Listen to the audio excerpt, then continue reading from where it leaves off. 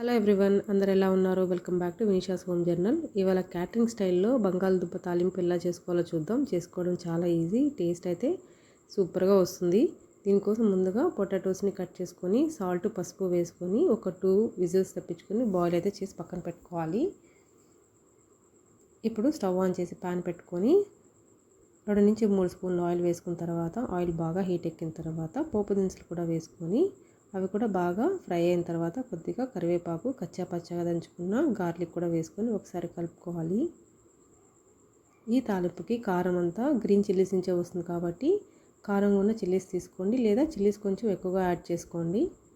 Chillies కూడా బాగా fry అయిన తర్వాత 2 ఆనియన్స్ తీసుకొని కట్ చేసుకొని యాడ్ చేసుకోవాలి. ఆనియన్ బాగా ఫ్రై అయ్యే వరకు ఫ్రై చేసుకోవాలి. నేను చెప్పిన స్టెప్స్ ఫాలో అవుతూ చేస్తే ఈ రెసిపీ చాలా టేస్టీగా వస్తుంది. And this is the best side dish for రసం, సాంబార్, దాల్ అని కూడా చెప్పచ్చు. ఆనియన్ బాగా ఫ్రై అవ్వడం కోసం కొద్దిగా సాల్ట్, పసుపు కూడా వేసుకొని ఒకసారి బాగా కలుపుకోవాలి.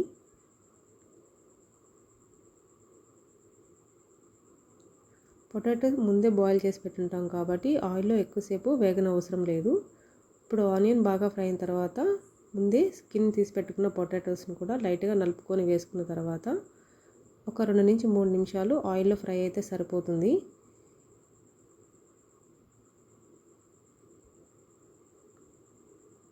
లాస్ట్లో కొద్దిగా సాల్ట్ చూసి అడ్జస్ట్ చేసుకోండి.